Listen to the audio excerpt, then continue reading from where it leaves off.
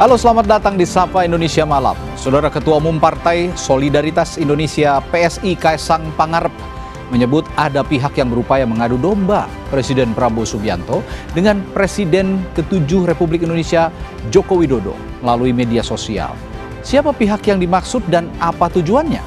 Kami juga akan membahas dorongan untuk menyampaikan aspirasi secara damai dan tanpa aksi anarkistis. Sejumlah aksi damai juga digelar, salah satunya oleh komunitas ojek online hari ini. Ini akan jadi beberapa pembahasan malam ini. Selengkapnya kita bahas di Sapa Indonesia Malam bersama saya, Friska Clarissa. Dan saya Radi Saputro. Segera kita mulai Sapa Indonesia Malam hari ini.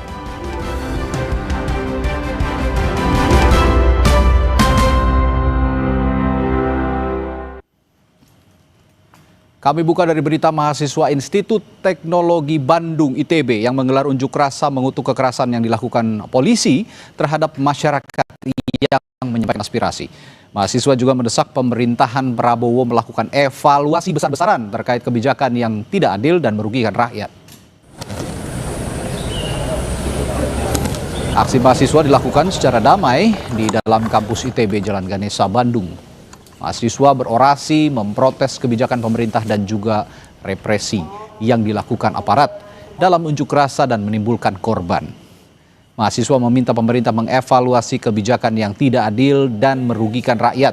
Pejabat juga memiliki kepekaan dalam berkomunikasi dengan publik.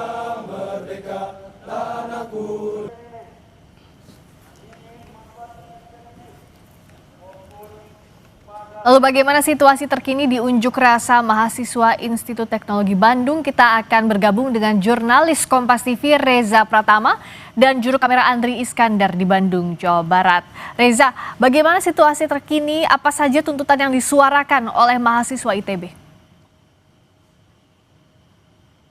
Ya baik, Friska dan juga saudara, untuk situasi saat ini memang aksi atau aspirasi yang disampaikan oleh keluarga mahasiswa ITB ini masih berlangsung begitu di ITB, tepatnya di Kolam Indonesia Tenggelam dinamakannya begitu. Nah, saat ini memang masih berlangsung dan tadi dimulai sejak pukul 4 sore begitu. Ada orasi-orasi yang disampaikan oleh sejumlah mahasiswa.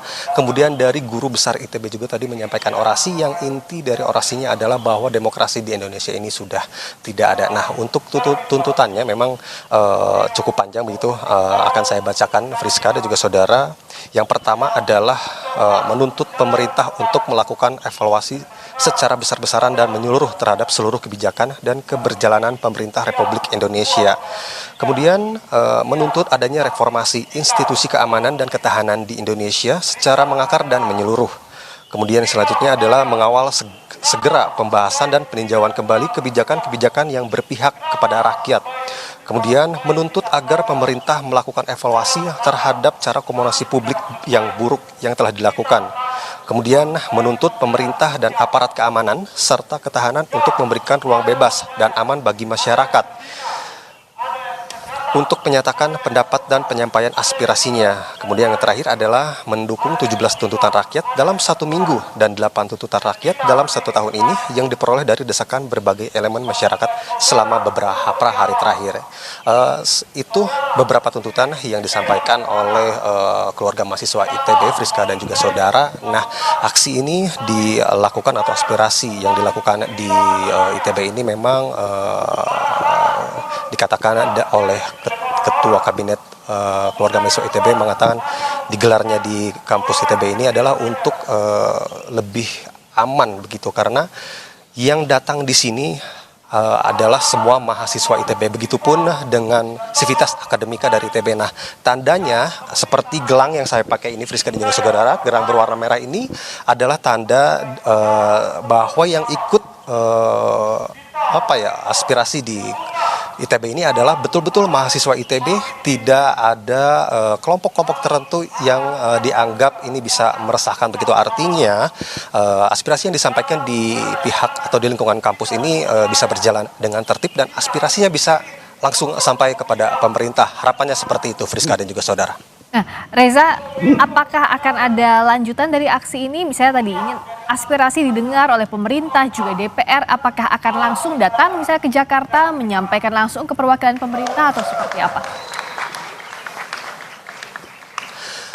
Ya baik Friska dan juga saudara, tadi saya sempat berbincang bersama dengan Faiz begitu ya, Ketua Kabinet Keluarga Mahasiswa ITB, bahwa apakah akan ada aksi lanjutan atau tidak setelah aksi ini. Memang belum dikonfirmasi secara lanjut begitu, namun jika diperlukan atau misalnya jika ada unjuk rasa di depan gedung DPRD, mungkin dari keluarga mahasiswa ITB ini akan berunding terlebih dahulu begitu, apakah ikut atau tidak begitu, karena memang sepenuhnya tadi yang sudah disampaikan bahwa ketika menggelar aspirasi di lingkungan kampus ini diharapkan bisa lebih didengar begitu daripada memang harus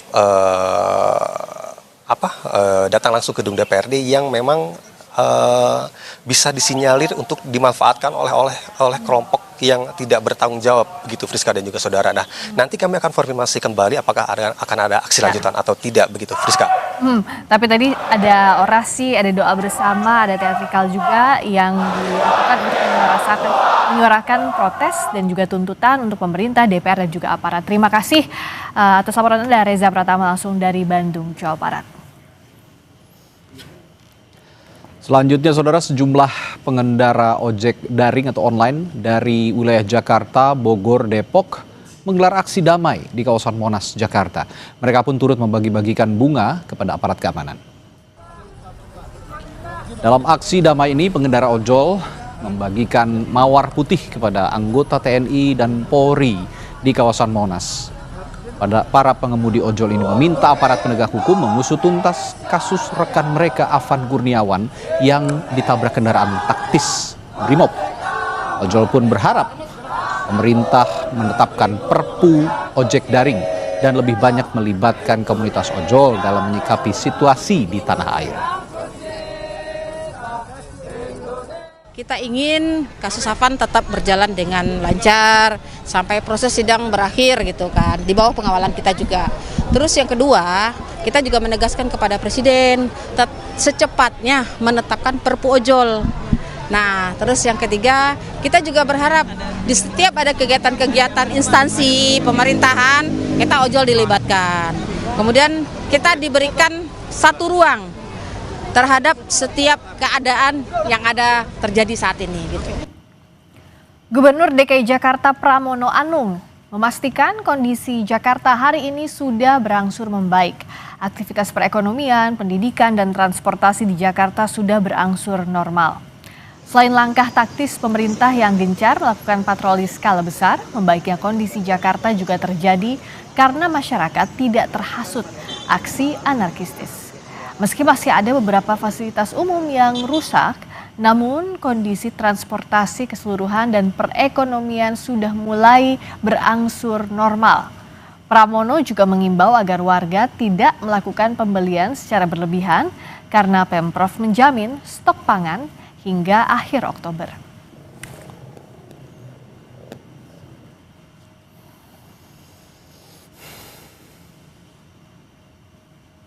Sekarang ini di RT RW, kemudian di kecamatan-kecamatan, di kelurahan, bersama-sama dengan tokoh masyarakat, mereka bergerak. Itu yang membuat saya merasa semakin yakin bahwa ini segera normal dan pulih kembali.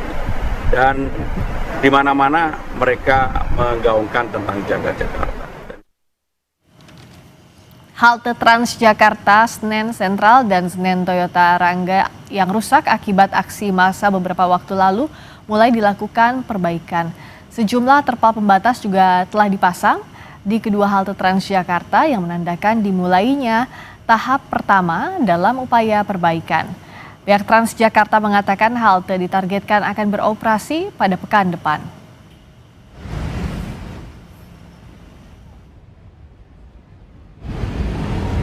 Di Toyota Rangga itu sudah mulai perbaikan ya Pak ya, meliputi apa sih Pak dalam waktu dekat ini perbaikannya? Kan seperti yang disampaikan Pak Gub, kita perbaikan agar Senen itu udah bisa berfungsi secara fungsional. Jadi udah bisa orang turun naik di halte. Saudara, Div Propam Mabes Polri lakukan gelar perkara kasus kendaraan Brimob melindas atau menabrak pengemudi ojol Afan Kurniawan saat aksi demo rusuh beberapa waktu yang lalu. Komnas HAM dan Kompolnas bilang ada indikasi tindak pidana dalam kasus ini. Komisioner Pemantauan dan Penyelidikan Komnas HAM, Saurlin P. Siagian, menyatakan hasil gelar perkara menyimpulkan adanya dugaan tindak pidana dan pelanggaran etik dalam kasus meninggalnya Afan Kurniawan. Perkara ini akan dilimpahkan ke Badan Reserse Kriminal Polri. Hal senada disampaikan Komisi Kepolisian Nasional atau Kompolnas yang juga hadir di dalam gelar perkara. Komisioner Kompolnas Hairul Anam menyatakan hasil gelar perkara mengarah pada ancaman sanksi terberat. Sidang etik 7 anggota BRIMOB di kasus Afan Kurniawan ini akan digelar pada Rabu besok hingga Jumat mendatang.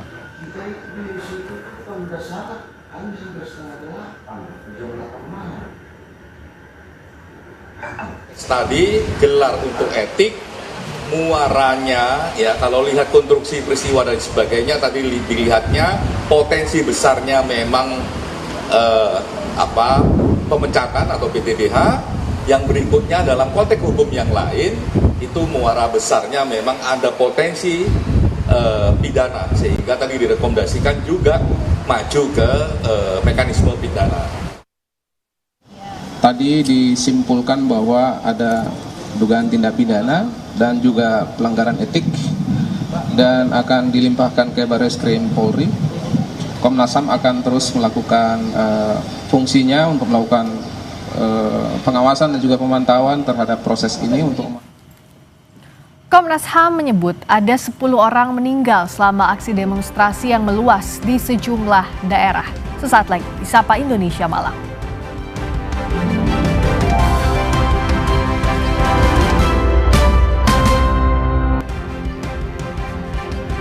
Komisi Nasional Hak Asasi Manusia Komnas HAM menyebut ada 10 orang yang meninggal akibat aksi demonstrasi yang meluas di sejumlah daerah.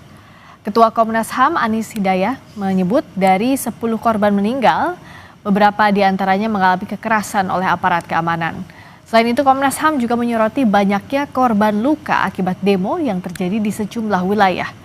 Begitu pula kerusakan sejumlah fasilitas umum dan publik termasuk penjarahan dan persekusi selama aksi berlangsung.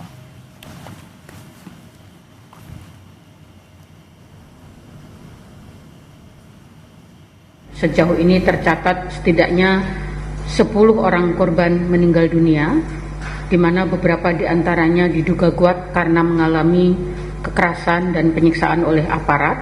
Ini masih kami selidiki. Dan penyebab-penyebab yang lainnya. Kemudian yang mengalami penangkapan sewenang-wenang juga cukup banyak angkanya, sedang dikonsolidasikan di Komnas HAM. Yang mengalami luka-luka juga cukup besar datanya di berbagai wilayah di seluruh Indonesia. Dan lebih lengkap terkait temuan Komnas HAM selama aksi unjuk rasa yang berujung ricuh di beberapa daerah, kita tanyakan langsung pada Komisioner Komnas HAM Abdul Haris Samandawai. Selamat malam Pak Dawai. Selamat malam Mas Radi. Pak Dawai, saya langsung saja bertanya soal rekomendasi sementara karena ini saya yakin penelusurannya masih terus berlangsung oleh Komnas HAM.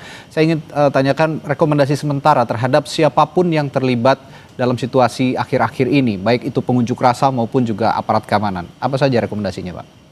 Ya, baik. Terima kasih. Jadi kami telah mencermati berbagai peristiwa yang terjadi belakangan ini di berbagai daerah di tanah air dan kami juga sudah turun ke beberapa daerah baik di Jakarta, di Bandung, di Solo dan juga kami mengikuti perkembangan melalui media sosial dan media massa. Jadi kami melihat dan menemukan ya ada beberapa tindakan-tindakan yang dilakukan. Baik itu misalnya ada penangkapan sewenang-wenang, kemudian juga ada kekerasan ya menyebabkan meninggal dunia, ada kerusakan fasilitas publik dan lain sebagainya. Dari sana kami memberikan beberapa rekomendasi. Tentunya kita juga menghimbau ya agar supaya unjuk rasa meskipun itu merupakan hak setiap orang dan dijamin oleh Undang-Undang Dasar Konstitusi kita merupakan hak bebas berekspresi dan berpendapat namun tetap harus menjunjung tinggi cara-cara yang non-violence, tidak menggunakan kekerasan dan juga tidak merusak fasilitas publik dan lain sebagainya. Namun demikian kami lihat orang-orang yang diduga melakukan tindakan kriminal dalam berbagai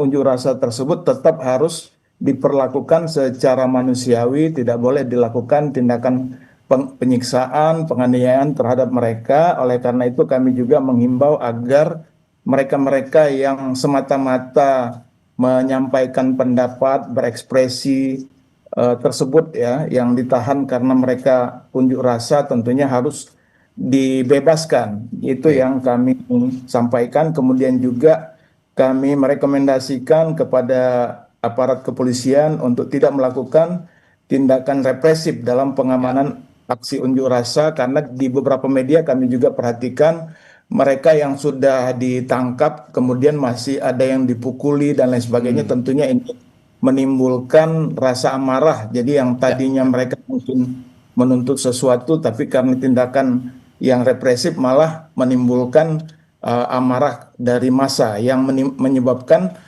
demo menjadi anarkis gitu. Oke, baik Pak Dawet, tapi begini, ada juga beberapa kelompok yang di luar benar-benar pengunjuk rasa seperti mahasiswa ataupun masyarakat yang benar-benar ingin menyampaikan aspirasi. Ada juga beberapa kelompok memang yang terdeteksi tidak melakukan aksi unjuk rasa, malah datang langsung melakukan aksi-aksi yang tidak pantas, aksi-aksi yang memunculkan memicu kerusuhan begitu. Dan ini sudah ditegaskan oleh Presiden juga, tindak tegas untuk orang-orang yang seperti ini. Dan Polri juga mengatakan akan melakukan tindakan tegas yang terukur. Nah, bagaimana Anda juga mendudukkan bahwa ada juga orang-orang yang mencoba merusak suasana unjuk rasa pada saat aksi berlangsung?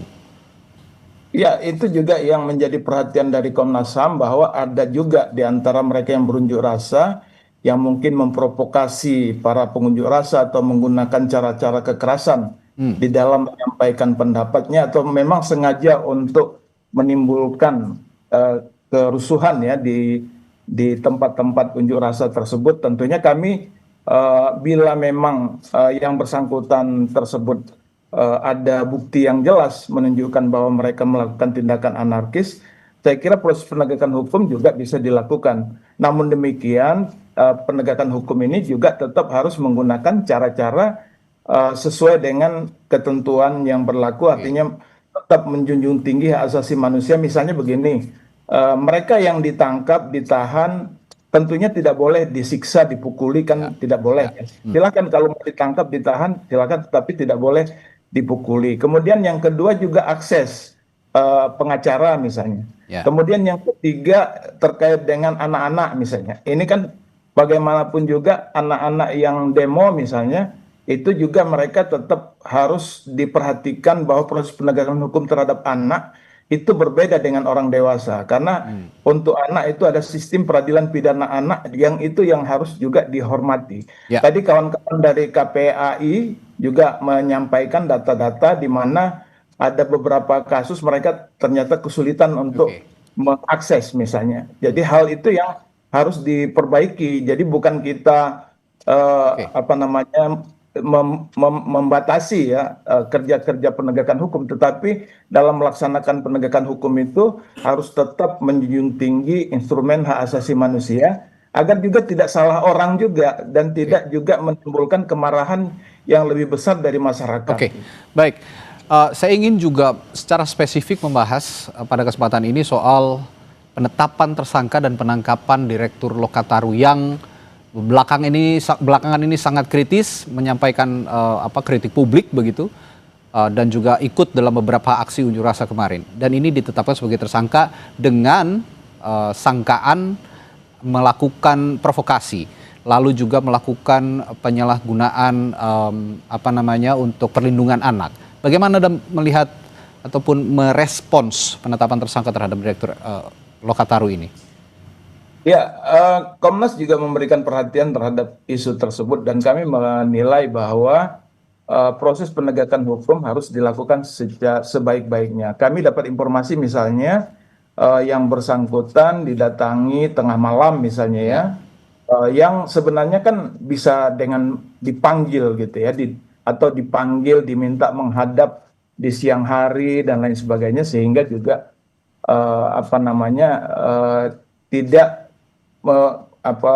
tidak membuat orang yang dipanggil ini merasa diperlakukan secara dan dilanggar hak asasi manusianya. Jadi meskipun seseorang itu dituduh melakukan suatu kejahatan, tentunya azas praduga tak bersalah kan tetap harus dihormati. Kemudian yang kedua juga tata cara dalam melakukan pemanggilan itu kan sudah diatur, baik di dalam KUHAP misalnya. Apabila tidak tertangkap tangan, tentunya harus dipanggil secara secara baik ya proses pemanggilannya, dan juga disesuaikan dengan situasi dan kondisi. Misalnya kenapa tidak dipanggil di siang hari gitu, dan didampingi oleh advokat dan lain sebagainya. Baik, pada intinya memang kalimat tegas terukur tadi itu yang harus benar-benar juga diserap atau diejawantahkan oleh aparat keamanan sebagai tindakan-tindakan yang benar-benar terukur, terutama hal-hal spesifik atau pihak-pihak spesifik seperti tadi ada anak di bawah umur, ada mahasiswa dan lain-lain. Terima kasih Pak Abdul Haris Mendawai, Komisioner. Singkat saja Pak Dawai. Perempuan, ya. Jadi bukan hanya anak-anak tapi ada perempuan juga baik. Ya. Baik, terima kasih Pak Abdul Haris Mendawai, Komisioner Komnas HAM telah berbagi perspektifnya di Sapa Indonesia Malam. Sampai jumpa lagi, Pak.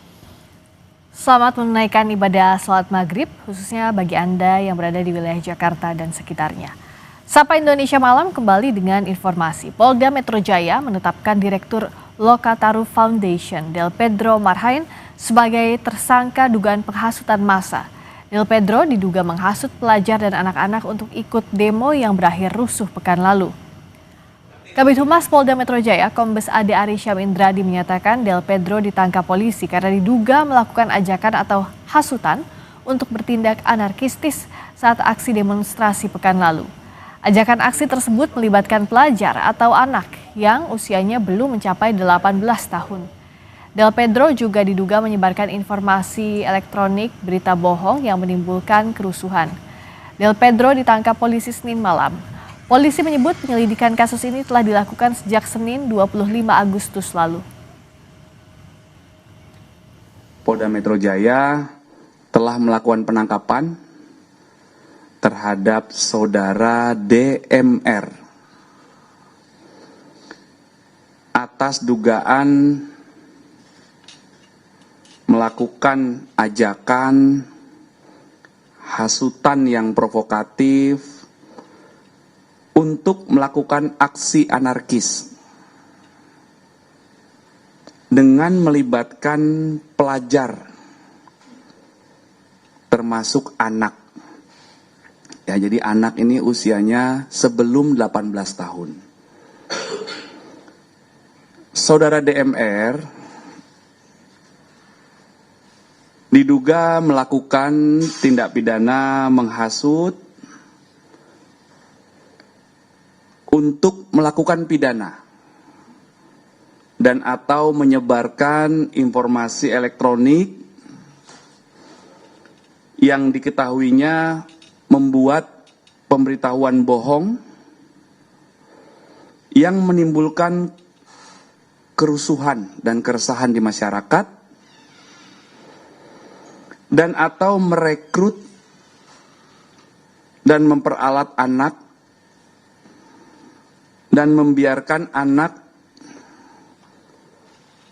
tanpa perlindungan jiwa. Sementara itu, tim advokasi Lokataru Foundation mengecam penangkapan direktur dan staf Lokataru Foundation. Tim advokasi menyebut polisi melakukan playing victim dengan menuduh lembaga pegiat demokrasi sebagai dalang aksi demokrasi rusuh. Kami menilai ini terlalu jahat untuk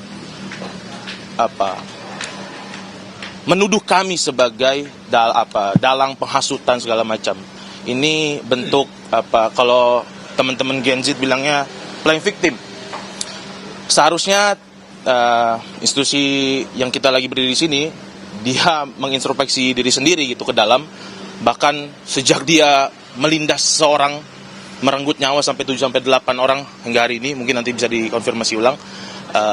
Seharusnya dia melakukan introspeksi ke dalam, bukan menunjuk-tunjuknya ke orang-orang atau bahkan organisasi yang sejak awal kita melakukan peran-peran pengawasan publik, melakukan pendidikan demokrasi. Sejumlah aksi penjarahan terjadi menyasar Ini menjadi introspeksi yang sangat berarti buat saya dalam menjalankan tugas dan kewajiban saya sebagai anggota DPR RI. Terkait penjarahan di rumah Uya Kuya, polisi menangkap 9 orang yang diduga sebagai provokator. Uya semalam kita saksikan juga, itu juga tindakan yang sangat anarkis. Tentunya sudah kita pisahkan antara warga dengan adanya kelompok massa yang tentunya sudah kita lakukan himbauan, namun mereka melakukan perlawanan dan kita lakukan pendorongan dan kita amankan saat ini ada 9 orang masih dalam pendalaman. Massa sendiri datang dari mana sih, Pak? Berbagai macam, ada juga dari kita, di keluarga kita, ada juga dari Bekasi maupun dari Priok. Wakil Ketua Komisi 1 DPR fraksi Partai Golkar Dev Laksono bilang penggerudukan massa ke beberapa rumah anggota DPR sudah masuk tindak pidana. Ia meminta penegak hukum mengusut para pelaku hingga tuntas. Yang terjadi kemarin itu sudah terjadi tindak pidana, sudah penjarahan. Tentu itu tidak dapat dibenarkan dan kita serahkan kepada aparat hukum. Memang bila mana ada yang pelanggaran pidana agar diproses sesuai dengan aturan dan undang-undang yang berlaku. Bukan hanya rumah anggota DPR, Menteri Keuangan Sri Mulyani pun menjadi korban penjarahan. Menanggapi peristiwa itu, Sri Mulyani melalui akun media sosialnya menyampaikan terima kasih atas simpati, doa, dan dukungan semua pihak dalam menghadapi musibah. Dia pun menyampaikan permintaan maaf dan tetap akan melakukan perbaikan terus-menerus. Sementara itu, polisi menangkap 2 pemuda yang diduga mencuri di kediaman Menteri Keuangan Sri Mulyani pada Minggu dini hari. Mereka sempat berpura-pura mengaku menemukan barang-barang milik Sri Mulyani tersebut tercecer di pinggir jalan dan hendak mengembalikan. Namun polisi menemukan bukti video kedua pemuda tersebut ikut menjarah. Sambil diinterogasi, sambil kita mengecek-ngecek video yang viral, sehingga ternyata ada foto mereka berdua. Artinya kedua orang ini tertangkap layar ikut terlibat dalam proses penjarahan malam itu, Bang, ya? Ya, hasil pemeriksaan yang dilakukan oleh Reskrim pada saat itu memang terbukti ada video yang beredar. Bukan hanya penjarahan, Gubernur Jakarta Pramono Anung bilang ada 22 halte bus rusak karena aksi anarkis. 6 halte diantaranya terbakar dan dijarah. 22 halte tersebut termasuk halte BRT, non-BRT, dan 1 pintu tol. Pramono Anung pun mengungkap total kerugian infrastruktur transportasi umum pasca unjuk rasa mencapai 50 miliar rupiah. Di antaranya kerusakan infrastruktur MRT 3,3 miliar rupiah, Transjakarta 41,6 miliar, serta CCTV dan infrastruktur lainnya senilai 5,5 miliar rupiah. Pramono bilang perbaikan sejumlah infrastruktur ini sudah dimulai sejak Sabtu lalu dan ditargetkan selesai 8 atau 9 September mendatang. Menanggapi memanasnya situasi Jakarta, Presiden Prabowo Subianto mengumpulkan menteri dan juga bertemu pimpinan parpol pada Minggu 31 Agustus. Presiden memerintahkan polisi dan TNI menindak tegas pelaku penjarahan dan perusak fasilitas umum. Kepada pihak kepolisian dan TNI, saya perintahkan untuk mengambil tindakan yang setegas-tegasnya terhadap segala macam bentuk pengerusakan fasilitas umum, penjarahan terhadap rumah individu ataupun tempat-tempat umum atau sentra-sentra ekonomi. Merespons perintah Presiden tersebut, Menteri Pertahanan Syafri Samsudin menegaskan polisi dan TNI tak akan ragu menindak tegas pelaku penjarahan dan perusakan fasilitas umum dan fasilitas negara. Apabila terjadi hal-hal yang menyangkut soal keselamatan bagi pribadi maupun pemilik rumah pejabat yang mengalami penjarahan, maka petugas tidak ragu-ragu untuk mengambil tindakan tegas terhadap para pelaku kerusuhan dan penjara yang memasuki wilayah pribadi maupun wilayah institusi negara yang memang sudah dipastikan untuk selalu dalam keadaan aman. Kapolri Jenderal Polisi Listio Sigit Prabowo menyebut bakal mengusut pelaku perusakan dan penjarahan, termasuk siapa yang membiayainya. Dan kami akan menangkap para pelaku-pelaku pembuat kerusuhan dan memproses sesuai dengan aturan hukum yang berlaku. Saya kira itu. Tentunya Polri akan bergerak sesuai dengan bukti-bukti di lapangan. Kita akan menarik mulai dari fakta yang kita dapat, akan terus kita cari baik pelaku di lapangan, aktornya, siapa yang membiayai, semua akan kita cari. Negara harus menjamin kebebasan berpendapat agar saluran warga menyampaikan aspirasi tidak tersendat dan berujung anarki. Semua pihak juga harus menahan diri untuk tidak melakukan kekerasan. Sementara siapapun pelaku penjaraan harus diusut tuntas hingga ke dalangnya. Tim Liputan Kompas TV.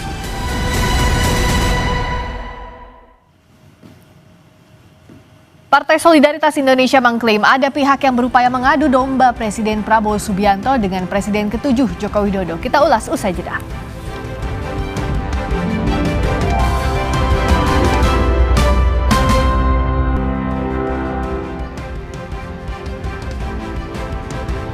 Saudara Sekjen Partai Solidaritas Indonesia, PSI, Raja Juli Antoni mengklaim ada pihak yang berupaya mengadu domba Presiden Prabowo Subianto dengan Presiden ke-7 Joko Widodo, Wapres Gibran Rakabuming Raka, dan juga PSI. Raja Juli tegaskan PSI setia dengan Prabowo. Menurut Raja Juli ada pihak yang menyebarkan video dengan narasi berisi Presiden ke-7 Jokowi dan Wapres Gibran yang tengah menggalang aksi demonstrasi. Raja Juli bilang ia telah berkomunikasi dengan tim Presiden untuk mengklarifikasi masalah ini. Raja Juli tegaskan PSI akan setia dan mendukung program Presiden Prabowo.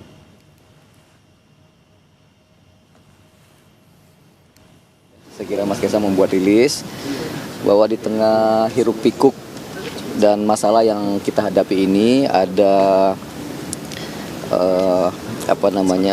medsos ya yang cukup dibanjiri oleh banyak pihak yang mencoba mengadu domba antara Pak Prabowo dan Pak Jokowi, termasuk Mas Gibran dan PSI. Semalam misalkan dari tim Pak Prabowo kami berkomunikasi cukup intens ya untuk saling mengklarifikasi tabayun ya. Ada sebuah video yang isinya berbeda dengan narasinya. Jadi isinya Pak Jokowi ketemu siapa, Mas Gibran ketemu siapa, PSI ketemu siapa, tapi itu dianggap sebuah pertemuan untuk menggalang demo-demo yang terjadi pada hari ini. Kami kutip dari Kompas.com, Kaisang merespons beberapa konten di media sosial yang berupaya membenturkan Bapak Presiden Prabowo Subianto dengan PSI dan Bapak Jokowi. DPP PSI dengan tegas menyatakan bahwa itu adalah bohong dan menyesatkan. Ini adalah adu domba yang menginginkan perpecahan antar pemimpin dan anak bangsa, ujar Kaisang. Saudara, PSI sebut ada pihak-pihak yang ingin mengadu domba Presiden Prabowo dengan Jokowi, Wapres Gibran, dan juga Kaisang. Siapa pihak yang dimaksud dan apa tujuannya? Kita ulas bersama juru bicara PSI Beni Papa, politisi Gerindra yang juga Wakil Ketua Komisi 13 DPR RI Sugiat Santoso dari fraksi Partai Gerindra, serta Direktur Eksekutif Carta Politika Yunarto Wijaya. Selamat malam Bapak-Bapak. Selamat malam. Selamat malam. Saya ke Bung Beni dulu dari PSI kalau begitu. Bung Beni, jadi kalau saya ingin lebih spesifik lagi, yang orang-orang yang ingin mengadu domba ini menurut dari PSI, analisis PSI siapa? Iya, jadi saya kira jelas ya yang disampaikan Mas Kaisang kemarin dan juga disampaikan oleh Mas Sekjen, bahwa memang ada pihak-pihak yang mencoba merongrong ya dalam tanda kutip harmonisnya hubungan antara Pak Prabowo dengan Pak Jokowi. Jadi kalau ditanya siapa, ya saya kira mereka yang selama ini ya mencoba untuk mendiskreditkan Pak Jokowi, orang-orang yang selama ini tidak suka ketika Pak Jokowi dan Pak Prabowo bersatu bersama-sama untuk saling memberikan menjaga hubungan untuk membangun bangsa dan negara ini. Jadi sebenarnya tidak sulit juga untuk mengidentifikasi, tapi saya pikir silakan masyarakat yang menilai siapa yang ingin membenturkan hubungan Pak Prabowo dengan Pak Jokowi. Tapi bagi kami, bagi Partai PSI, saya pikir kita tidak terlalu sulit untuk melihat ya siapa yang kelompok-kelompok mana yang ingin agar hubungan Pak Jokowi dengan Pak Prabowo itu kemudian retak dengan diadu domba dengan narasi-narasi yang hoax ya. Apalagi kalau kita lihat narasi-narasi yang mereka bangun, itu kan narasi-narasi yang tidak benar ya. Banyak video-video ya yang diproduksi akun-akun yang memang selama ini yang selalu menyerang Pak Jokowi, Mas. Jadi ya mereka yang sedang ingin mengais keuntungan di tengah situasi hari ini yang sedang kita hadapi. Oke, lalu dengan demikian apa yang ingin PSI tindak lanjuti? Bukankah dengan pernyataan-pernyataan yang bersayap seperti ini juga dikhawatirkan malah nanti menambah kekisruhan, Bung Beni? Saya pikir kami dengan pernyataan Mas Ketum kemarin dan juga Mas Sekjen, saya kira jelas ya bahwa posisi kita adalah sejak awal itu tegak lurus dengan Bapak Presiden Pak Prabowo. Jadi bahkan di Kongres Mas Ketum sendiri menyampaikan ketika Pak Prabowo menyampaikan meraputi, maka sudah pasti juga PSI akan meraputi. Artinya PSI dengan Pak Prabowo ini satu padu, dan juga saya kira demikian juga dengan Pak Jokowi dan Pak Prabowo ini satu padu, satu hubungan yang sangat harmonis untuk membangun bangsa dan negara ini. Toh kalaupun misalnya ada pihak-pihak yang mencoba untuk mengadu domba ini, kami meyakini Mas bahwa itu tidak akan pernah berhasil. Karena bagaimanapun juga secara fakta hari ini hubungan antara Pak Jokowi dan Pak Prabowo cukup baik, sangat harmonis dan saling menghormati antara dua tokoh bangsa, dan di bawah pemerintahan Pak Prabowo, Pak Jokowi juga punya komitmen untuk bagaimana memberikan sumbangsi terbaiknya pikiran-pikiran beliau sehingga bisa membantu pemerintahan ini bisa melaksanakan, bisa mensukseskan agenda-agenda yang memang sejak awal menjadi prioritas. Oke, saya ke Bung Sugiat.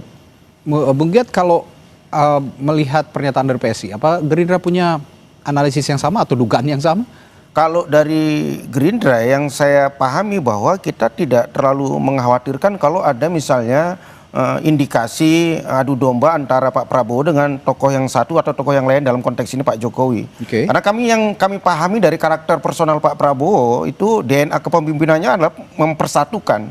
Beliau di internal rapat Gerindra ataupun secara vulgar sebagai seorang presiden berkali-kali mengatakan bahwa modal lancarnya pembangunan atau suksesnya pembangunan beliau adalah persatuan dan kesatuan.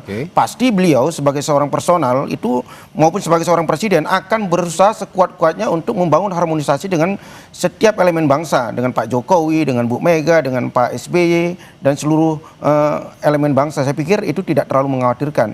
Yang kami khawatirkan dari beberapa peristiwa belakangan ini adalah ada upaya mengadu domba rakyat dengan negara. Saya pikir itu jauh lebih substansi ketimbang kita membahas semacam gosip-gosip politik yang tidak ada juntrungannya antara hubungan atau relasi antara Pak Prabowo dengan Pak Jokowi. Betul kata kawan kita dari PSI bahwa kalau ada upaya ingin mengadu domba Pak Prabowo dengan siapapun tokoh bangsa yang selama ini secara vulgar kita lihat bahwa beliau menghargai, saya pikir tidak akan berhasil. Artinya sampai detik ini komunikasi hubungan Pak Prabowo dengan Pak Jokowi baik-baik saja? Ya, saya pikir ini kelebihan Pak Prabowo ya, satu-satunya tokoh politik yang secara personal bisa membangun komunikasi dengan seluruh pihak. Ketika ada beberapa tokoh politik yang sampai sekarang belum mencair hubungannya, ya hanya Pak Prabowo kan. Pak Prabowo bisa berkomunikasi dengan Pak Jokowi, harmonis. Pak Prabowo juga bisa berkomunikasi dengan Bu Mega, bisa berkomunikasi dengan Pak SBY, dan ini modal utama bagaimana mensukseskan program-program pembangunan yang akan diinisiasi oleh Pak Prabowo. Mas Soto, PSI bilangnya adu domba, upaya adu domba, dugaan upaya adu domba antara Pak Prabowo dengan Pak Jokowi. Kalau Bung Gia tadi upaya adu domba antara negara dengan rakyatnya sendiri. Nah, kalau Anda melihatnya? Ya, statement ini kan jadi ramai ketika memang ada rilis dari Mas Kaisang yang dijelaskan kemudian oleh Raja Juli Antoni ya. Saya tadinya berharap sebetulnya PSI tidak membuat statement seperti ini mengomentari atau merespon situasi hiruk pikuk yang ada. Yang saya tunggu sebetulnya adalah bagaimana PSI bisa merespon misal beberapa tuntutan yang sudah ramai sekali yang terkait dengan bagaimana kekisruhan ini dimulai dari tuntutan tersebut. Misal RUU perampasan aset. Kan dari dulu PSI teriak-teriak, dorong lebih dalam, mereka lebih tidak punya beban, mereka tidak ada di parlemen. Yang kedua, kita tahu ada distrust terhadap lembaga parlemen. Betul, yang sekarang disasar adalah DPR di level nasional. Tapi teman-teman PSI punya banyak sekali anggota DPRD. Kenapa tidak kemudian melakukan evaluasi, memastikan bahwa hal-hal yang membangun distrust tadi itu bisa dikonsolidasikan di PSI dan mereka membuat sebuah solusi. Karena partai itu harusnya punya tugas mengurus rakyat, mengurus konstituennya, bukan mengurus keluarga tertentu. Itu yang saya lihat tadi istilah dari Bang Giat adalah jangan kita kemudian terjebak dalam hubungan personal antara satu pihak dengan pihak yang lain.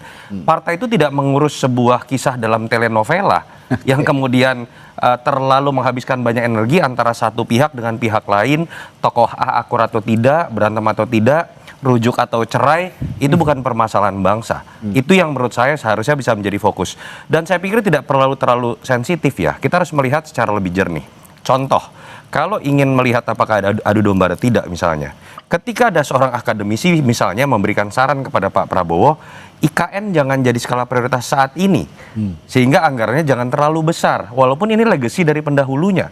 Ketika Pak Prabowo bisa fokus ke MBG, Kopdes, atau program-program lain yang kemudian memang menjadi prioritas, ya mau tidak mau dengan keterbatasan anggaran, lalu kemudian IKN ditahan terlebih dahulu. Apakah itu mengadu domba? Tidak. Pengamat atau akademisi itu sedang berbicara mengenai negara. Atau contoh lain misalnya, beberapa influencer banyak atau misalnya konten-konten yang menyebarkan konten Gibran pada saat DPR joget-joget, di situ ada Mbak Titi Soeharto, ada Mbak Sarah ponakan Pak Prabowo, lalu kemudian seakan-akan katanya Gibran marah. Apakah itu mengadu domba? Kita nggak tahu. Nah, poin saya, teman-teman PSI ngapain masuk ke dalam wilayah ini? Fokus bantu pemerintah, bantu lembaga DPR dan DPRD, termasuk kepada kader-kadernya, memastikan apa yang menjadi tuntutan demonstran itu kemudian bisa diselesaikan. Oke, Bung Benny, alih-alih memberikan pernyataan bahwa ada upaya adu domba antara Pak Jokowi dengan Pak Prabowo, kenapa tidak mendorong saja tuntutan-tuntutan publik yang seperti dibilang oleh Mas Toto tadi, tuntutan-tuntutan publik yang saat ini masih banyak mandek di parlemen misalnya, ataupun juga di pemerintahan? Iya, saya kira sejak awal ya kita mendukung Pak Prabowo dan juga kita juga memberikan masukan-masukan, termasuk bukan hanya di level nasional tapi di daerah-daerah juga anggota-anggota legislatif kita itu secara aktif mengevaluasi, mendukung program-program yang ada di pemerintahan pusat sampai ke daerah. Jadi sebenarnya dalam konteks ini kita juga tidak abai dengan tugas-tugas seperti yang disampaikan oleh Mas Toto tadi. Tapi kenapa kemudian ini direspon oleh Mas Ketum?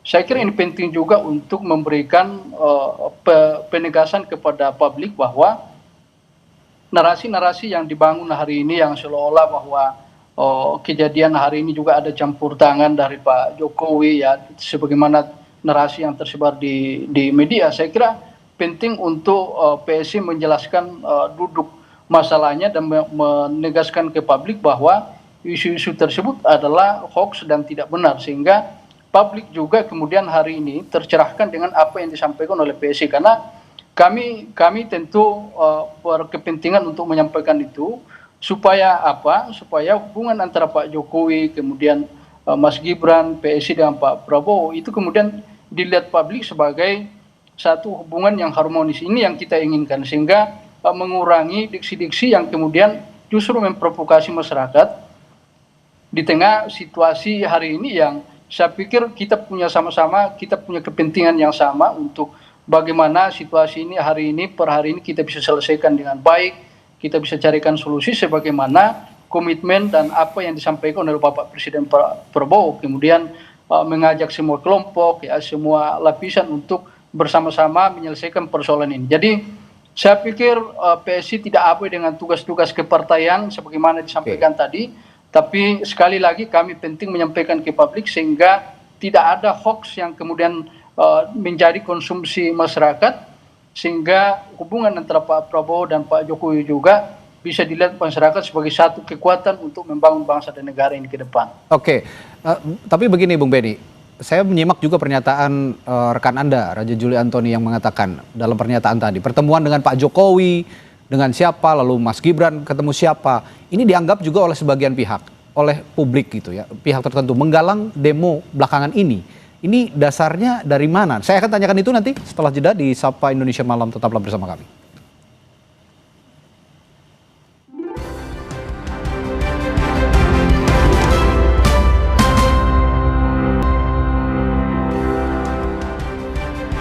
Kembali lagi di Sapa Indonesia Malam, Saudara. Sekjen Partai Solidaritas Indonesia Raja Juli Antoni mengklaim ada pihak yang berupaya mengadu domba Presiden Prabowo Subianto dengan Presiden ke-7 Republik Indonesia Joko Widodo, Wapres Gibran, Raka Buming, dan PSI. Raja Juli tegaskan PSI setia dengan Prabowo.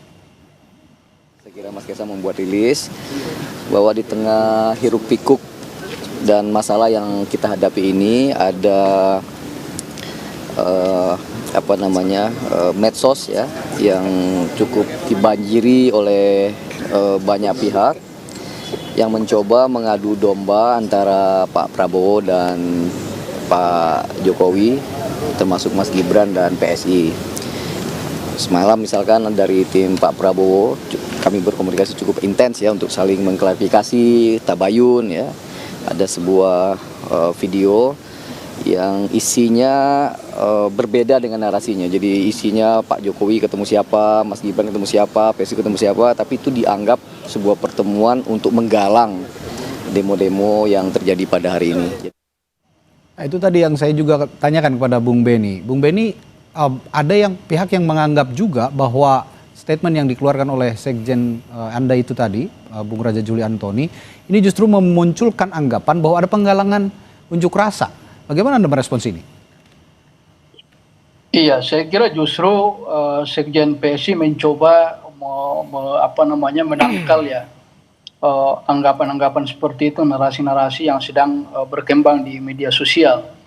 Pertemuan-pertemuan antara beberapa influencer dengan Pak Jokowi, kemudian ada 1-2 influencer yang kemudian memberikan statement yang berbeda dengan sikap Pak Jokowi dan Mas Gibran dan PSI terkait dengan situasi hari ini. Saya kira tidak bisa dibaca bahwa itu adalah bagian daripada konsolidasi ataupun bagian daripada isi pertemuan influencer dengan Pak Jokowi. Jadi tidak bisa juga kita kemudian menyimpulkan bahwa karena 1-2 influencer yang pernah ketemu Pak Jokowi kemudian itu dianggap sebagai bagian daripada sikap Pak Jokowi.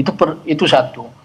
Yang kedua terkait dengan pertemuan beberapa perwakilan Gojek dengan Mas Wapres, saya kira tadi sudah diklarifikasi sendiri oleh pihak Gojek bahwa benar mereka diundang oleh Mas Wapres untuk berdiskusi terkait dengan apa yang sedang berkembang dan yang hadir di situ juga sudah diverifikasi, sudah dicek oleh pihak Gojek dan benar bahwa mereka adalah mitra.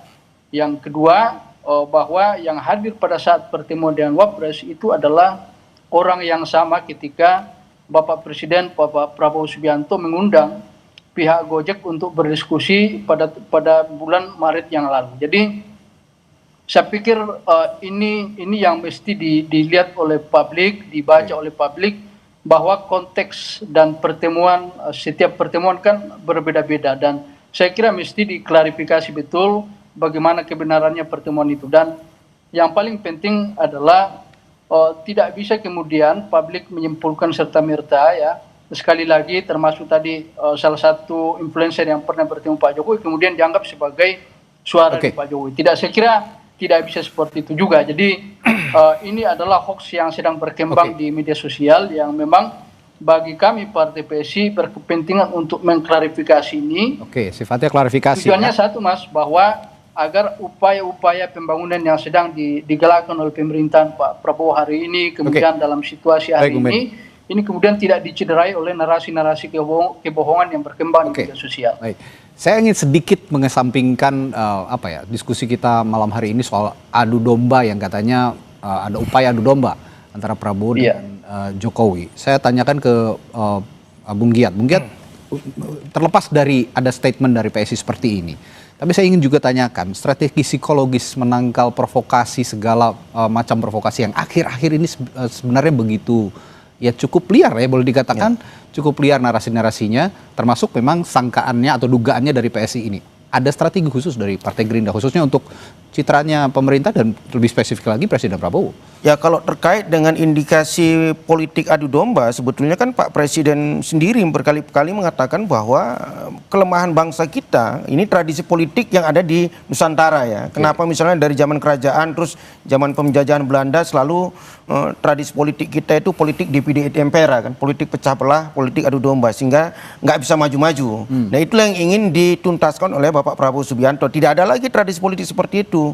Apalagi kan kalau kita belajar sejarah, misalnya founding father kita membentuk negara Indonesia yang modern ini, itu kan ya biasa saja misalnya terjadi dialektika perdebatan terkait dengan kebijakan negara, ideologi negara, program-program. Tapi secara personal founding father kita kan bersahabat semua kan. Agus Salim dengan tokoh PNI bersahabat. Saya pikir tradisi seperti itu yang ingin dikuatkan lagi oleh Presiden kita Bapak Prabowo Subianto dengan membangun hubungan yang sangat harmonis dengan semua pihak.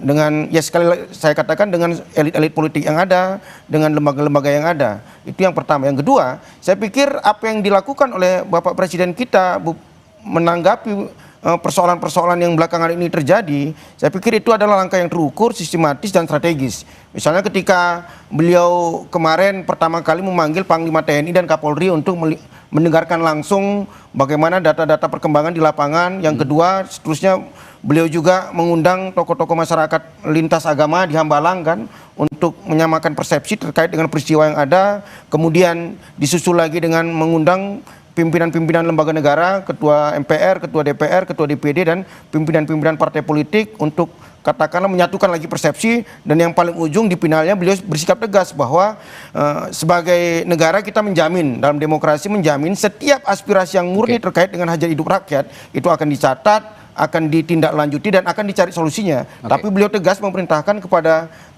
Kapolri dan Panglima TNI bahwa jika ada yang berusaha untuk melakukan kerusuhan-kerusuhan yang itu bisa merusak tatanan negara, ditindak tegas. Saya pikir itu langkah yang terukur, strategis dan sistematis. Nah Mas Soto, kalau begitu dengan cara-cara yang sudah dilakukan pemerintah sejauh ini, apakah itu sudah cukup progresif untuk meredam ataupun membalikkan suasana kondusif lagi, juga tuntutan-tuntutan publik yang begitu masif sekarang juga sudah bisa, apakah sudah bisa terjawab atau belum? Karena kalau melihat apa yang diutarakan oleh PSI ini sebenarnya kalau saya pribadi melihat agak sedikit keluar dari tuntutan publik yang tidak nyambung, bukan hanya keluar menurut saya. Ini tidak terlalu berkorelasi dengan itu. Nah, apakah sudah cukup progresif apa yang poin paling pentingnya adalah jangka pendek kita bisa bicara mengenai penanganan keamanan. Ketika kemudian penanganan keamanan tidak cukup diperbantukan TNI. Di situ ada perdebatan lah, tetapi kehadiran presiden kemarin menunjukkan negara masih ada, paling tidak itu. Tapi ketika berbicara mengenai hal yang lebih mendalam, ini kan ada akar masalahnya. Kita lihat tuntutannya apa. Kemarahan itu ada kepada DPR. Ada beberapa tuntutan terkait dengan mereka tidak pernah mendengarkan, tone deaf. Lalu kemudian ada yang konkret terkait RUU perampasan aset. Terkait pemerintah juga ada beberapa kebijakan yang kemudian dikritik. Naiknya pajak, apakah efektivitas dari MBG tidak perlu dievaluasi, dan lain-lain, dan lain-lain. Ini kan poin pentingnya adalah negara mau mendengar atau tidak. Baik itu eksekutif, baik itu legislatif. Selama ini seakan-akan ada yang disconnect. Dan orang merasa kemudian mereka harus teriak kemana lagi. Sehingga ketika kemudian terjadi hal-hal yang mungkin tidak terlalu besar, hanya momen tertentu mikro sifatnya, DPR joget-joget, ada yang terkesan menantang, publik marah. Lalu ketika kemudian ada hal-hal kecil, bukan hal kecil ya, lalu ketika kemudian terjadi kesalahan fatal pada saat penanganan keamanan ada yang meninggal, orang langsung ngamuk. Dan itu kan rentetan dari akumulasi tadi. Itu poin yang saya ingin tegaskan ke teman-teman PSI. Tugas partai itu bukan ngurusin keluarga tertentu. Saya agak kaget loh tadi. Sebenarnya Mas Beni tadi misalnya bicara, kok tiba-tiba tema kita tentang Pak Jokowi dengan Pak Prabowo. Pertanyaan saya, Pak Jokowi memang kader PSI.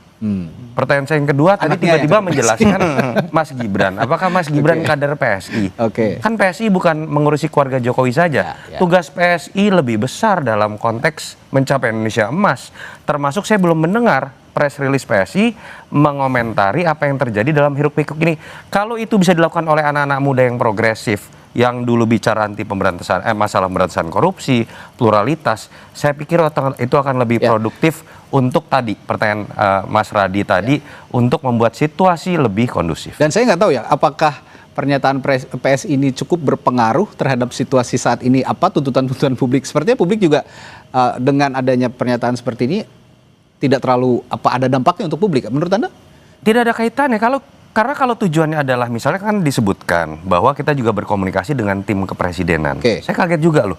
Pak Prabowo punya BIN, Pak Prabowo punya BAIS, punya intel polisi. Masa meragukan bahwa Pak Prabowo sekedar tidak tahu itu hoax?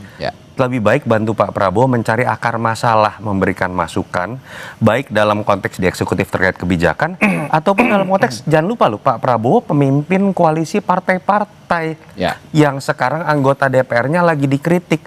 Berikanlah masukan, apalagi teman-teman PSI lebih tidak punya beban karena tidak ada di DPR.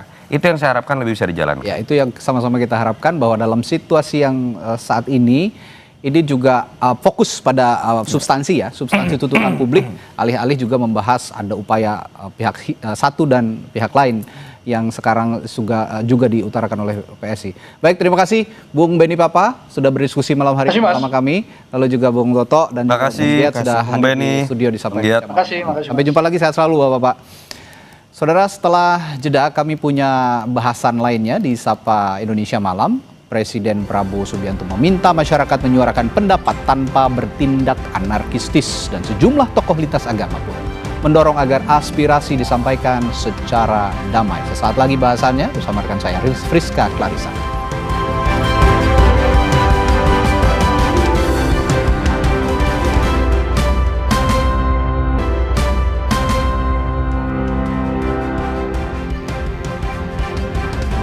Masih di Sapa Indonesia Malam bersama saya Friska Clarissa. Presiden Prabowo Subianto meminta masyarakat menyuarakan pendapat tanpa bertindak anarkistis. Ia pun memerintahkan TNI dan Polri menindak pelanggar hukum yang menyusupi unjuk rasa. Hal itu disampaikan Presiden Prabowo usai bertemu sejumlah menteri kabinet dan para pimpinan partai politik di Istana Negara Minggu siang. Prabowo bilang menghormati aspirasi rakyat, tapi akan menindak tegas pihak yang bertindak anarkistis, merusak fasilitas umum dan negara.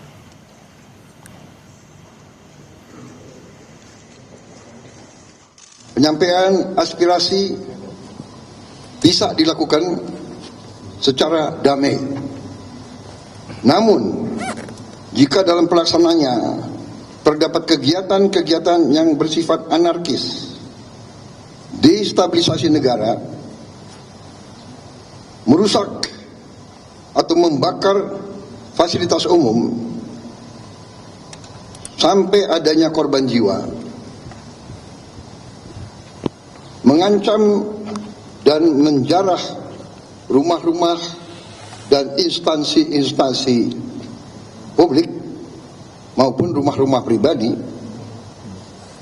hal itu merupakan pelanggaran hukum, dan negara wajib hadir dan melindungi rakyatnya. Kepada pihak kepolisian dan TNI, saya perintahkan untuk mengambil tindakan yang setegas-tegasnya terhadap segala macam bentuk pengerusakan fasilitas umum, penjarahan terhadap rumah individu ataupun tempat-tempat umum atau sentra-sentra ekonomi.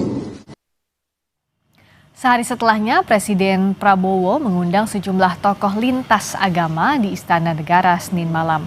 Sejumlah tokoh menyampaikan sejumlah pandangan, salah satunya meminta aparat keamanan menjaga ketertiban tanpa tindakan represif, serta menindak tegas aksi anarkistis. Sejumlah tokoh tersebut juga meminta Presiden mengevaluasi komunikasi pejabat agar lebih empatik dan mengutamakan ruang dialog dengan masyarakat. Menyuarakan aspirasi secara damai tanpa tindakan anarkistis, kita akan bahas lebih dalam bersama Wakil Ketua Umum Majelis Ulama Indonesia, Kiai Marsudi Syuhud, dan pakar komunikasi politik Universitas Indonesia, Aditya Perdana. Selamat malam, Kiai. Selamat malam juga. Assalamualaikum warahmatullahi wabarakatuh. Waalaikumsalam warahmatullahi wabarakatuh. Saya ke Kiai dulu. Jadi dengan unjuk rasa ini kan hak setiap warga negara, tapi dengan tindakan anarkistis tentu tidak ada yang setuju soal ini. MUI melihatnya seperti apa semestinya? Bahwa ajaran agama kita untuk menyampaikan kritik, atau menyampaikan pandangannya kepada pemerintah atau pembuat kebijakan, itu adalah ajaran yang memang diajarkan untuk bagaimana berbangsa dan bernegara ini adalah dijalankan dengan baik. Lah yang bisa ngelihat ini berjalan dengan baik atau kurang baik kan yang pihak ketiga dari belakang. Ya. Ini jalannya lurus atau bengkok-bengkok. Nah, ketika demikian agama itu memerintahkan begini. Wa tawassaw bil haq wa tawassaw bis sabr. Sampaikan wasiat-wasiat kebenaran, kalau ternyata ada yang menyimpang sedikit-sedikit, atau bahkan kenapa kok nggak memenuhi target dalam setahun ini, misalnya kayak gitu.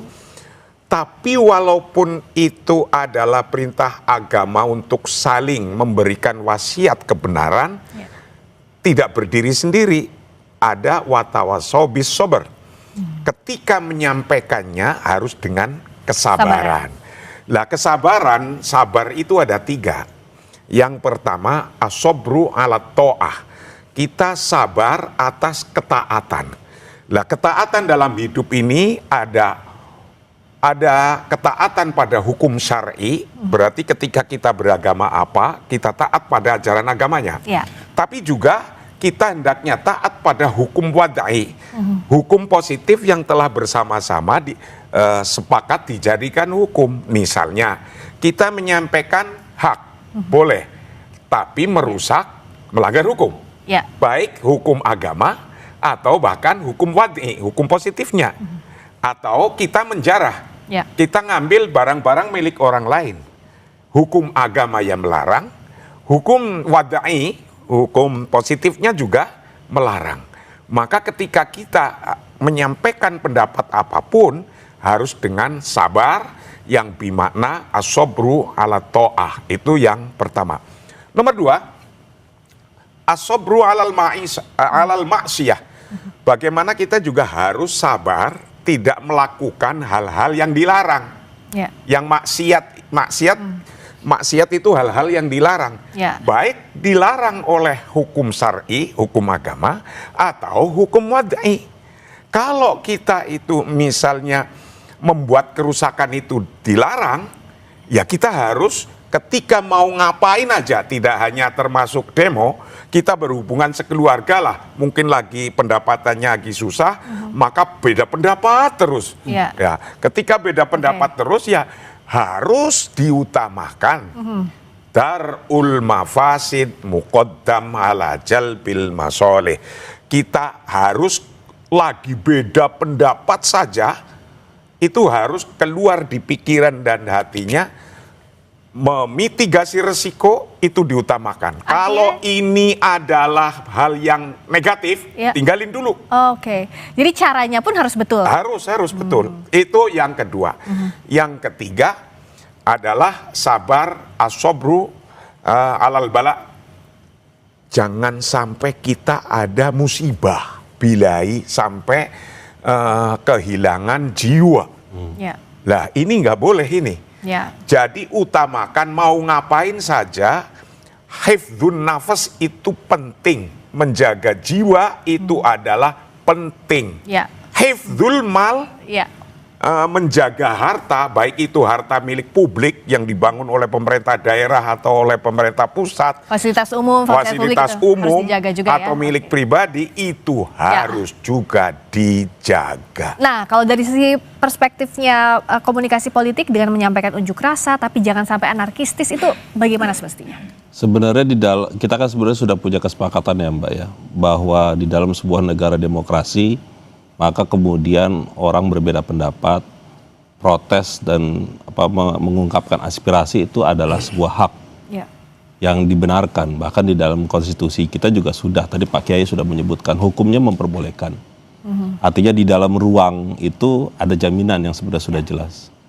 Memang cuma kemudian di dalam mengekspresikan pandangan, pendapat itu tentu kemudian dia punya cara yang berbeda-beda. Nah, cara ini yang kemudian dilakukan tentu ada yang melakukan dengan sangat sopan, yang tentu ini adalah jalur yang diharapkan. Tapi ada juga yang merasa bahwa kita buat situasi yang tidak normal agar kemudian diperhatikan. Itu kan cara ya. Tapi memang yang menjadi perhatiannya tentu adalah tentu itu punya konsekuensi yang tidak diinginkan. Ketika itu cara-caranya merusak, anarkis gitu ya. Itu kan tentu akan membuat situasi yang tidak diinginkan. Rentan disesupi juga ya? Itu satu hal. Hal yang kedua tentu ketika bicara soal kerusakan fasilitas umum, toh mereka-mereka yang protes yang menjarah atau apapun itu akan membuat mereka juga yang susah gitu ya. Artinya tidak menikmati fasilitas itu. Artinya negara seharusnya negara dalam konteks ini tentu memberi jaminan soal itu. Cuma masalahnya kemudian ini problem yang sangat serius di kita untuk mengatakan bahwa bagaimana menyadarkan konteks bernegara itu ya memang ruangnya ada. Batas demonya itu pun juga kita sudah sangat paham sampai jam berapa. Tetapi memang ini yang masih terus harus kita gaungkan ya. Ingatkan gitu untuk bilang bahwa ya jangan terlalu berlebihan. Anarkis ini kan kemudian karena memang sangat berlebihan ya. Pada sisi yang lain mungkin orang beranalisa bahwa ini ada motif tertentu. Tetapi ini kan harus kita pahami juga bahwa ini tidak diperbolehkan. Kita tidak ingin membuat situasi menjadi rusak dan kemudian akhirnya menjadi tidak percaya satu sama lain di masyarakat kan. Betul. Sementara yang dituju adalah tujuannya, aspirasinya itu yang harusnya didengarkan. Nah, bicara soal ini kan sikap pemerintah penting. Bagaimana sebenarnya kalau dari MUI melihat sikapnya Presiden Prabowo Subianto yang mengundang tokoh lintas agama, juga tokoh politik, perwakilan buruh dan masyarakat lainnya, kita akan bahas usai jeda di Sapa Indonesia Malam.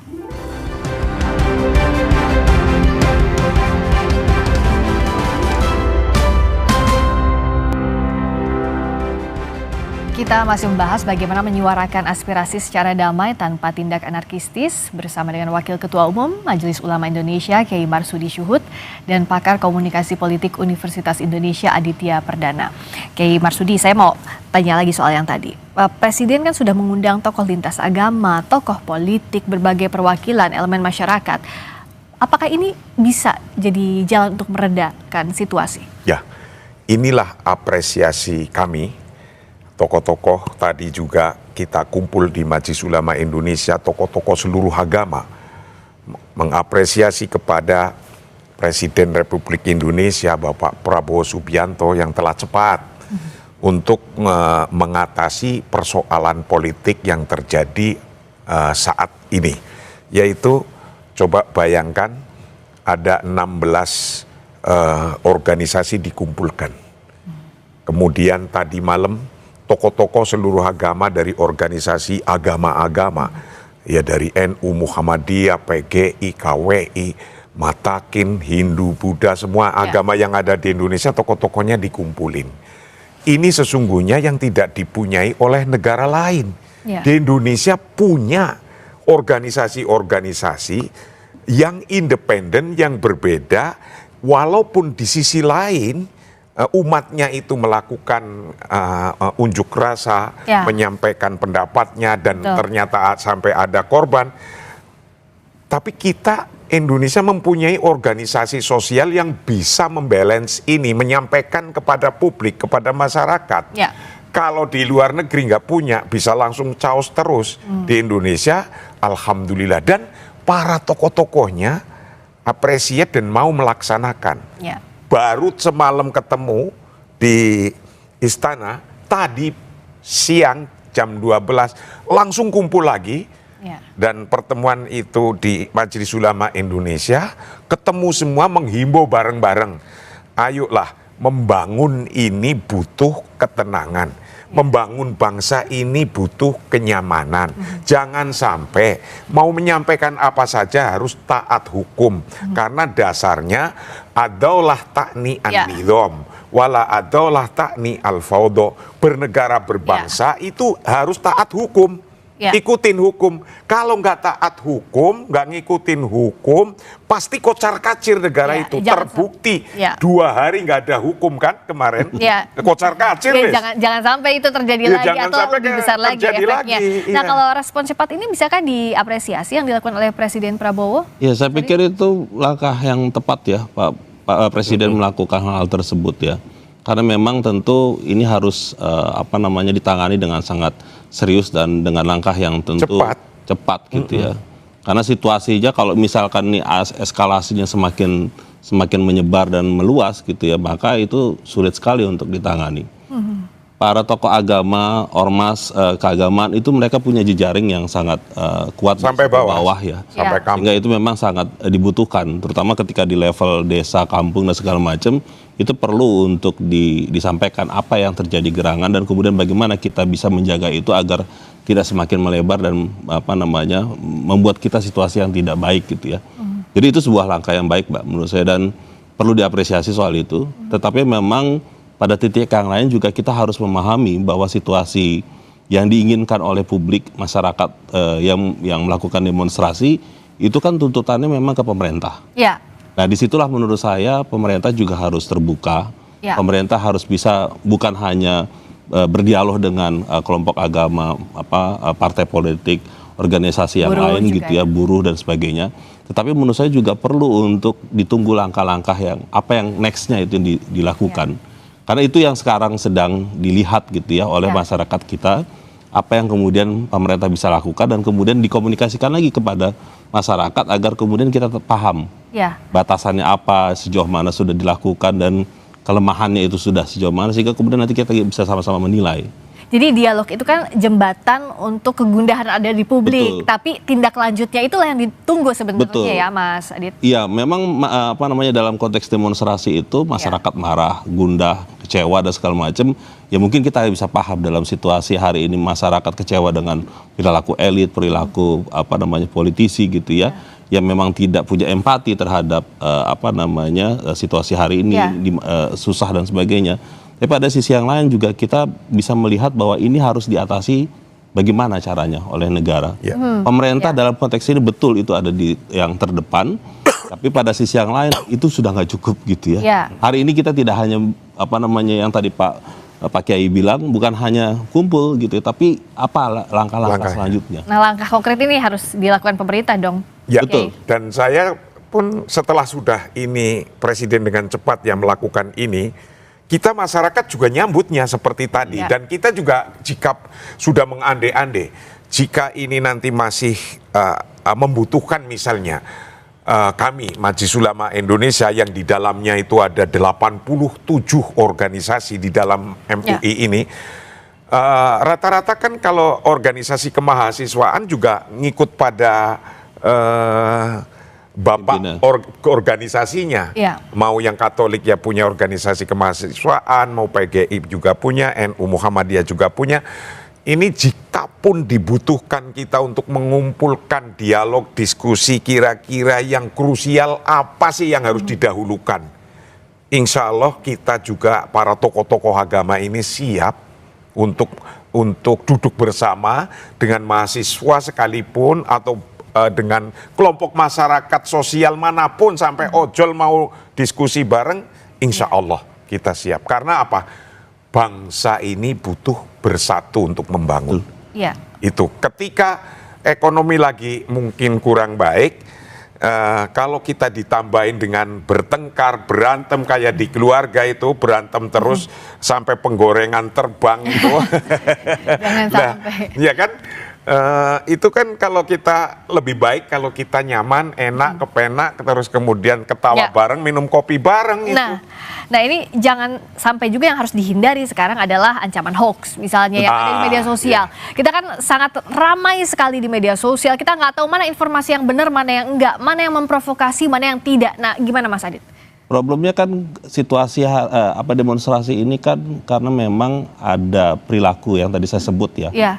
Yang memang masyarakat kita mau itu yang di bawah ataupun yang di atas gitu ya, dengan sosial media itu melakukan flexing, menunjukkan dirinya, sombong pamer, sombong pamer bahasa itu ya, punya ini punya itu, rumah harga sekian, di dalamnya ada ini dan segala macam. Ya memang itu akses dari dunia digital dan juga sosial media.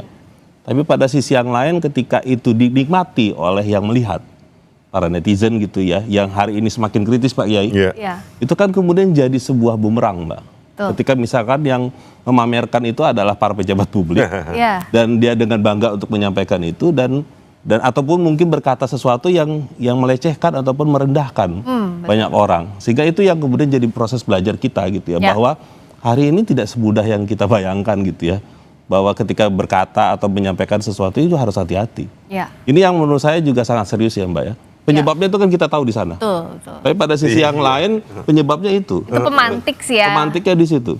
Cuma masalahnya pada sisi yang lain juga yang harus diselesaikan adalah penyebar luasan isu-isu yang disampaikan oleh para influencer ataupun para demonstran itu juga menyebarnya di situ juga. Iya. Kekecewaan soal di DPR perilakunya itu, pembahasan legislatif yang nggak tuntas, ini itu dan segala macam. Iya. Nah itu menurut saya juga perlu direspon. Iya. Dan kemudian banyak orang menganggap ini gimana. Nah artinya dengan kondisi yang sangat cepat ini Pak Kiai, ini kita PR memang sangat serius gitu ya. Ya, kalau dari MUI gimana untuk yang terpenting malah ke depan setelah terjadi semacam ini, itu dalam ajaran agama kita itu menyampaikan yambari li sultani ayastamia ila syakawa ar-ra'yah. Pembuat kebijakan harus mampu mendengarkan. Jangan nunggu diorek-orek pagarnya. Iya. Ya. Harusnya sebelum itu udah mendengarkan duluan. Sudah mendengarkan dan mau menerima. Ya. Lah, kadang kan orang ini kalau nggak saya jebol pagernya, saya nggak didengarkan. Iya. Nah gitu. Maka kami harap jangan sampai ke depan itu tidak mampu untuk mendengarkan. Dengarkan kalau bisa. Setiap ada yang mau menyampaikan pendapat, ngasih surat dulu ke dalam. Ada saya bawa 100 atau 200 orang, diterima, menyampaikan apa, ada ruangan. Nah mungkin ini dipikirkan ke depan begitu. Iya. Itu nomor 1. Nomor 2, wa yatafaqqada ahwalahum. DPR atau yang membuat kebijakan itu harus ngecek kebenaran kondisi masyarakatnya itu lagi kayak apa. Iya. Ini kan persoalannya kemarin kondisinya lagi kurang baik-baik saja. Loh kok tapi dilihat di sana ada orang foya-foya. Iya. Kayak di Menara Gading ya. Itu, iya di sini sekali. lagi nggak karu-karuan ekonominya. Kesenjangannya terasa sekali lah. Nomor 3, waya malah bimuqtadul adli. Harus mampu melakukan sesuai dengan titik keadilan. Lah ini, yang paling berat kan sesuai dengan titik keadilannya. Orang hidup di garis kemiskinan, nyari pekerjaan lagi susah, kemudian hanya di flexing saja, mobilnya bagus-bagus di sini begini, itu pikirannya udah aneh. Betul. Loh kok bisa gitu. Ya. Itu uang saya atau bukan? Saya tambah sedikit soal hoax ya. Ya. Problemnya kemudian ketika taruhlah salah bicara, salah menampilkan sesuatu gitu. Artinya kemudian disitulah ruang digital yang memungkinkan hoax itu bisa terjadi. Kan dipelintirnya berita, dipelintirnya gambar dengan AI segala macam itu kan sangat mudah. Nah itu yang kemudian kehati-hatian itu sebagai pejabat publik itu menjadi peringatan. Termasuk harus empatik ya. Betul, soal empatik juga penting sekali. Menempatkan empati di atas pernyataan-pernyataan yang akan disampaikan dengan kondisinya. Toh kan wakilnya masyarakat, harusnya begitu. Nah itu yang kemudian orang kan bertanya, Anda itu wakil rakyat ya? Sensitif nggak sama saya? Iya. Empati nggak dengan apa yang sedang kami alami hari ini gitu ya? Jangan sampai empati ini akhirnya menimbulkan kemarahan publik seperti yang Yai tadi katakan ya.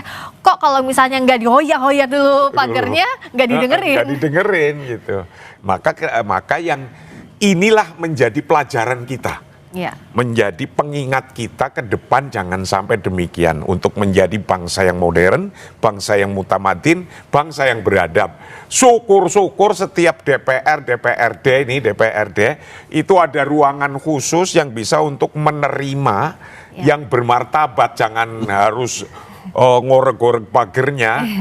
Nanti kalau mau menyampaikan pendapat bikin surat dan di situ udah disiapkan tempatnya, ada kopinya, ada susunya. Wah kan enak. Terus baris itu DPR-nya ada apa kita dengarkan. Nah mungkin ini ke depan harapannya. Nah dan bagaimana pula pemerintah dan penegak hukum harus menghadapi situasi ini untuk menjaga persatuan di kondisi seperti ini. Dan memang basicnya harus kita melaksanakan hukum itu tuntutan utama yang sudah ada di Republik ini. Jangan sampai kita melanggar hukum lah itunya. Kalau nanti dalam demonstrasi yang seperti kemarin-kemarin itu kan sesungguhnya sudah mulai tertata nih. Ya. Anak HMI punya barisan sendiri, PMII punya barisan sendiri, atau yang ini punya barisan sendiri. Kalau itu tertata nanti ada penyusup baru misalnya, yang mungkin tidak sesungguhnya kelihatan bukan komunitas kita, itulah kita harus segera waspada ke depannya. Karena yang semacam ini sangat mudah disusupin. Betul. Maka kalau biar tidak disusupin, tadi yang saya sampaikan, adakan ruangan, sampaikan 1000 orang datang, tapi juga dengan martabat, pakai surat dulu, jejer di depannya yang menjelaskan DPR-nya. Sebenarnya sekarang yang ditunggu itu adalah soal penegakan hukum ya. Betul memang kemarin ada korban almarhum Afan gitu ya, ataupun juga mahasiswa di Jogja dan segala macam. Itu yang menurut saya penting untuk ditujukan kepada publik, itu harus dituntaskan setuntasnya. Dibuat terbuka, dibuat untuk kemudian prosesnya itu diyakini bahwa yang bersalah itu dihukum setimpal gitu ya. Nah, itu yang sebenarnya ditunggu. Nah, yang berikutnya tentu memang harus ada perbaikan yang konkret juga gitu ya. Dari aparat, bukan hanya yang pelaku, tetapi juga mungkin pimpinannya atau mungkin juga siapapun yang memang berada di sana gitu ya. Jadi itu yang menurut saya yang serius gitu ya. Karena memang hari ini tidak cukup hanya kemudian orang akan bertanya kan sudah minta maaf gitu ya. Iya, nggak cukup. Nggak cukup gitu ya. Karena damage effect-nya udah terlalu besar. Betul, sangat luas gitu ya. Jadi harus hari ini semuanya menunggu langkah konkretnya apa. Iya. Termasuk soal hukumnya. Ya, singkat saja ya, jadi ini harus dilakukan secara segera ya. Ya. Dan pemerintah kan seperti tadi anjuran Presiden Prabowo, lakukan dan ikuti dengan hukum yang berlaku. Artinya yang semua sudah terjadi itu tidak bisa orang lari dari hukum yang sudah ada. Tanggung jawabnya juga ada. Penegakan hukumnya harus baik, lalu juga tindak lanjut dari pemerintah juga harus nyata agar persatuan bisa segera diwujudkan ya. Kondisi ini semakin membaik ke depannya. Terima kasih Marsudius. Terima kasih juga Mas Aditya Perdana sudah hadir di Sapa Indonesia Malam. Wassalamualaikum warahmatullahi wabarakatuh. Waalaikumsalam. Berikutnya saudara, kami kembali dengan sorotan seorang staf Kementerian Luar Negeri di Kedutaan Besar Republik Indonesia di kota Lima, Peru tewas ditembak. Sesaat lagi di Sapa Indonesia Malam kami hadirkan informasinya.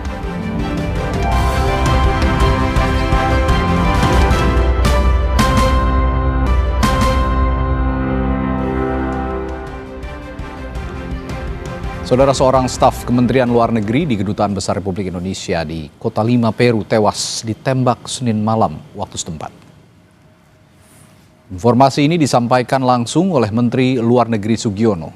Penata Kanselerai Muda KBRI 5 di Peru, Zetro Leonardo Purba, tewas ditembak orang tidak dikenal di Kota Lima, Peru. Almarhum meninggalkan seorang istri dan 3 orang anak. Menteri Luar Negeri meminta otoritas Peru menyelidiki kasus pembunuhan ini. Pada pagi hari ini kami mendapatkan berita duka dari Lima, salah seorang pegawai Kementerian Luar Negeri, Saudara Zetro Leonardo Purba, beberapa jam yang lalu meninggal dunia di Lima karena tembak oleh orang yang tidak dikenal. Saya selaku pimpinan Kementerian Luar Negeri merasakan duka yang begitu mendalam. Kami sudah menyampaikan kepada pihak Kementerian Luar Negeri Peru dan kepolisian di sana untuk bisa menyelidiki kasus ini hingga tuntas. Kami juga sudah melakukan pembicaraan lewat telepon kepada Ibu Priscilia, istri almarhum, dan juga kepada Duta Besar Ricky di Lima. Kami sampaikan duka yang begitu mendalam. Almarhum meninggalkan seorang istri dan 3 orang anak. Wakil Menteri Luar Negeri Armanata Nasir mengatakan pihak Kementerian Luar Negeri melalui KBRI 5 di Peru meminta kepolisian setempat untuk mengusut tuntas peristiwa penembakan yang menyebabkan seorang staf KBRI tewas. Armanata bilang peristiwa penembakan terjadi saat korban hendak masuk ke gedung apartemen tempat korban tinggal. Sempat dievakuasi ke rumah sakit, namun nyawa korban tak tertolong. Saya secara pribadi dan seluruh Kementerian Luar Negeri menyampaikan duka cita yang mendalam terhadap terjadinya penembakan terhadap penatakan selerai di KBRI Peru, KBRI 5 di Peru. Saudara Zetro Leonard Paulus Purba itu kejadiannya pada saat beliau memasuki gedung apartemennya. Beliau ditembak oleh orang tak dikenal dan langsung oleh kepolisian setempat dibawa lari ke rumah sakit, namun tidak tertolong. Dalam menanggapi hal ini, KBRI di 5 di Peru telah langsung berkoordinasi dengan otoritas keamanan setempat dan meminta agar kasus ini segera diinvestigasi secara tuntas dan apabila sudah diketahui pelakunya agar dihukum seberat-beratnya sesuai dengan hukum yang berlaku di Peru. Dan informasi tadi sekaligus menjadi penutup jumpa kita di Sapa Indonesia malam hari ini. Kami ingatkan Anda agar jangan lupa cukupi kebutuhan air mineral setiap hari dan rasakan kesejukannya. Saya Radi Saputro. Dan saya Friska Clarissa. Terima kasih, selamat malam. Sampai jumpa.